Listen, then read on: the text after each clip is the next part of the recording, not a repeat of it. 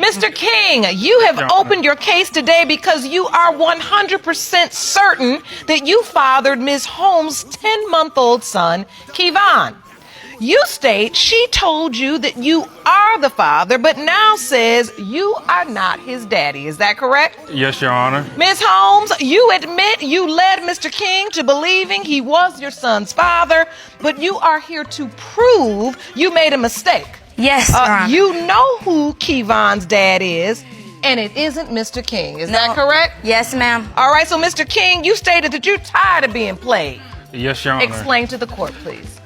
It's like, Your Honor, when she wants something, she calls me, needs me. But now when we are having a complication, she's so quick to say, oh, you're not the father. Why is you here? What is you doing? Why you keep sending me stuff? Why can't you just get ghosted? And why can't you just leave us alone? So she's sending mixed messages. Yes, Your Honor. She's telling you at some point you are the father, some point you aren't. Yes, Your Give Honor. me an example.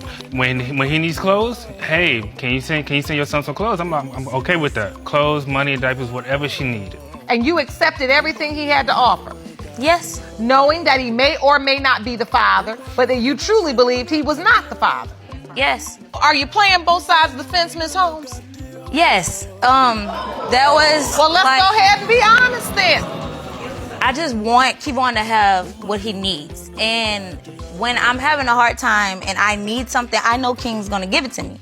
And it's like, when we arguing, I feel some type of way, because it's like he throws things in my face, like, oh, you know you were sleeping with me and him at the same time, and you know you don't even know if this is my son. So yeah, I text him when I need something, because why would I try to build a relationship if you're going to keep throwing that in my face? So you're the mother? Yes. And the master manipulator. Right? Yes. I was stuck in between them two. Like, once upon a time, me and King, we was high school sweethearts. You know, we started sneaking around on the low. Like, we would skip school, we'll text each other during class and be like, let's meet at the staircase, you know. Sexual things at the staircase in high school? Yes. No, Your Honor, that's not true. See, can I tell you what happened? Please do. All right, so like she said before, yes, we'll text and meet at the staircase, but it was nothing, probably just like a little dance or just a kiss. A dance. A dance. Yes, A dance. Yes, Your Honor. Like, Okay. Like maybe just a twerk. Okay, So a you twerk just at the sit here. staircase. Okay. I've never heard of this, Jerome. Now, we twerking at the staircase. We did more than twerk at the staircase, okay? Like, Oh, wait a minute. What kind of biology class is this? This is a whole new kind of biology class. Basically, it's not in class where you're supposed to be. nope, I was never in class. And you see how that landed you straight here, right? Yeah, I see that. Were you boyfriend and girlfriend? Yeah. Yes, Your Honor. Okay, and so that was in high school. Yes. Then at some point you said you reconnected. Because I left. Like, I left Texas because at the time I was with the other guy. And me and him broke up. So I hit King up. I'm like, it's been a minute since I seen you. Let me come to Texas and, you know, let's meet up. He was like, sure. So, you know, I go to Texas. We get in the hotel. You know, we having sex like 4 or 5 times a day. And Wait a minute, what happened to let's just meet and go to lunch or go to the movies? I mean, you say you're gonna go to Texas and you just immediately get a hotel room and start having sex? it's because when we was in high school, we couldn't do what we wanted. Like, we wanted to go that far, but we never got to it. And it's like when I saw him, it was like old feelings, you know, arrived. So I was like, okay, let's just get this done. The old feelings arrived. So you didn't even say we gonna go on a date, nothing. Y'all just go to a hotel and start having sex 4 and 5 times a day? No, we went to dinner. I mean, I'm not that cheap. Your Honor, that is not true. We did not once go out. Like she said, like you said, we went straight to the hotel room and she wanted to get it on. I was like, okay, I was in the mood for it anyway. And the hormones are raising. The hormones were what? Raising. They were raising. Yes. Not raging. Raising. Now, what y'all about to be doing is raising some kids if y'all don't learn how to start what? And then what happened? And we got it on, Your Honor. So for 3 days straight. Yes, Your Honor. And so how did you find out, Mr. King, that she was pregnant? She called me out of the blue. She actually went back to her boyfriend. She completely quit talking to me. I was like, oh, why? And I kept texting him, like, why are you not talking to me? You just had sex with me. It's like you just using me for a play toy. Yeah. She was like, I'm back with my boyfriend. I can't talk to you no more. So, Ms. Holmes, you went back home and got back with your boyfriend immediately. It wasn't immediately, but it's like when I touched down, he hit me up. He was like, hey, we need to talk. So, you know, I meet up with him. We meet at our favorite restaurant and we talk it out. And he's like, I miss you. I don't know what I was thinking. I don't know why we took a break. So I fell for it. What I want to know for the purposes of this hearing is how long after you and your boyfriend met up did you start having sex with him after you had just had plenty of sex with Mr. King? It was like immediately, like the next day. You did, Ms. Holmes? Yeah, I did that. So you had 3 days worth of sex with Mr. King. Was that protected or unprotected? That was definitely unprotected. Then get back with your boyfriend. You also had unprotected sex with the boyfriend. Yes. 1 day later. Yes. And how soon after that did you find out you were pregnant? I found out in the end of November. So at that time, I was with the other guy. So we went to go get a pregnancy test, and it was positive. So, Mr. King, while this is happening, you have no idea? No, Your Honor. Because she's cut you off. Completely. No explanation, no nothing. So take me to the day that you find out that she actually is pregnant. She actually called me out of nowhere, out of the blue. And she called me, hey, you got a baby on the way. I'm like, what do you mean? We haven't talked, and clearly you got to be back with your boyfriend. So how am I the father? Quit lying to me. You thought she was lying. Yes, Your Honor. This is interesting. So when you initially call him, Miss Holmes, what do you say? I said, there's no way I'm lying because my conception date is the 28th. And that's exactly when me and you was mostly intimate. Okay, hold on. I want to understand this. You submitted a calendar to the court which outlines the window of conception you were given by your doctor. Am I correct? Yes. She told me my conception date was the 6th of November. So at that time, I was with the other guy. The first conception date you were given was the 6th of November. Is that correct? Yes. And that was for the other guy. Yes. So we'll call other guy OG. OG. Then you got a conception date of October 28th, right? Yes. That pointed to whom? King. Mr. King. Then you got a third conception date of October 30th. Yes. And then who'd you think it was the father? The other guy. Now, in any point in time, did you say to yourself, this is a really close window, and I actually don't know who in the world is my child's father? Yeah, I had a lot of moments where at the time I was being stupid. I was just messing around with two guys at the same time, not using protection, and I don't know who's the father. Why are you so convinced that the other guy is the biological father when you admit that you had sex with both men unprotected 2 days apart? So when we was having sex, me and Mr. King, I would never let him. I was a track star. What does that mean? She kept running nonstop. Like run around the room, track star. What? Why you running around the room? Because I wasn't expecting that to be the size, okay? When we was talking. Lord. At some point, though, you did complete the act, Mr. King? Yes, Your Honor.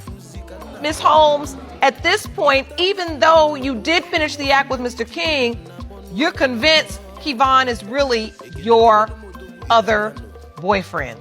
Yes. Take me to the day you actually give birth. Who was there? No one. Neither guy. No. And that was purposeful, or?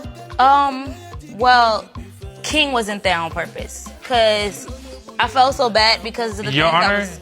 she actually didn't tell me. She didn't text me or call me or nothing. I kept asking her, hey, when you going to labor? Or I text her. No response, nonstop. You delivered the baby, Miss Holmes, by yourself? Yes. Like the other guy, he had me thinking that we would be a family and... Oh, the other guy did? Yeah. So was the other guy believing that he was the father at the time you gave birth? No, actually, he got him a new girlfriend. So I try to stay in contact because, like I said, I thought he was the father. And when Kevon was born, I didn't tell King because, I mean, I already had bounce back between two guys. And like at the time, I didn't want to talk to King because every time I talked to him, I only used him. The court actually was able to obtain a copy of Kevon's birth certificate. Yes. And what I found interesting is that under father's name, no name was listed. So if you were so certain that the other guy was Kevon's biological father, why wouldn't you list his name? I mean, Your Honor, at the end of the day, I was intimate with two guys. So I knew that it's a possibility he could have been for King. Okay, so the real truth is you don't know. No, Okay. I don't know. So, because we're only here for the real truth. Yeah. The real truth is you have no idea. No, I have no idea. And I'm glad you're honest about that because there's no way you can have any idea. Not having sex with Mr. King on the 28th and having sex with the other guy on the 30th. And you understand that as well, Mr. King. Yes, Your Honor. I mean, you may hope and wish and bet your bottom dollar that this child is your biological child, but there is no way to know given the testimony we heard today. Yes, Your Honor. When you look at Kevon, do you see yourself? Do you feel like he looks like you? I actually see the smile part. You do. You think Yes. you have the same smile? Yes, Your Honor. And so why do you have that look on your face, Ms. Holmes? Because Kevon that's my baby. And when Kevon was born, it's like my whole world changed around. Like I love him so much. It changed my life. I went from clubbing to partying to being an old mom. Always making sure he has. Put his needs before mine. And I was so selfish when I was having multiple sex with two different guys. Because you didn't know at that time as a young girl how that would affect him. Yeah. It kills me knowing that my son is 10 months and I don't know who his dad is. And that's one thing I feel like in this courtroom, we don't really talk about enough. We don't often think about the load that a mother carries in terms of the guilt. And I see that in your eyes. You say you feel very badly that for 10 months your son doesn't know who his father is and you don't know. No. So what are your hopes? What are you truly hoping for today as we stand here? I do hope that he is for Anthony, because when he met him for the first time, it was like love at first sight. Like, he looked at him, he kissed him, he hugged him, and I never seen my son smile so much. Like, it brought a smile to my face because he's not around no males. It's just me. So the other guy hasn't had any part to play in his life? No. Hasn't supported the child in any way? No. Hasn't come to visit Kevon at all? No. Has never laid eyes on him? Wow. Jerome, I'm ready for the results. Here we go. These results were prepared by DNA Diagnostics and they read as follows. It has been determined by this court, Mr. King, you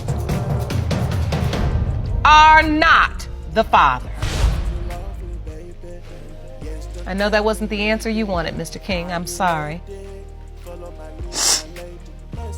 And Miss Holmes, I know that was hard for you to hear. I can see the tears in your eyes, Mr. King. You really wanted it to be a different result. Yes, Your Honor. What are you feeling in this moment, Miss Holmes? A lot of regret. Because this man he hasn't even tried to get in contact with me for Kevon. And Anthony always check in, make sure he's okay, ask how he's doing, what's his growth, if he needs anything. And it hurts that he's not, that King's not the father. You actually don't have to make the child to be the child's father. That's very mature of you. Are you saying that you're going to step up regardless as to whether or not you and Miss Holmes are in a relationship? Yes, Your Honor. It is admirable.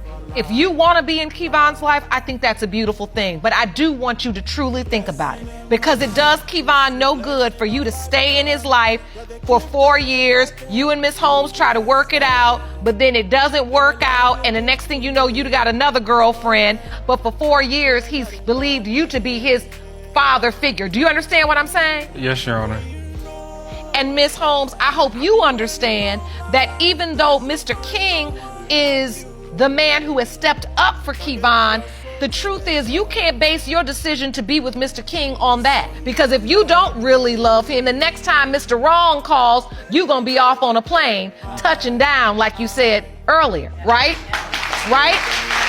Because what you shouldn't do is just keep using him because he's good to your son.